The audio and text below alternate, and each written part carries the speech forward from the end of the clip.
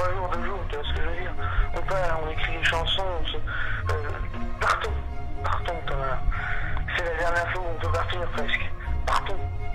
Fuyons ce monde de fou. Alors, pointons un endroit sur la carte de France et allons-y. Enfin, pas trop loin non plus, mais allons-y quand même, allons-y.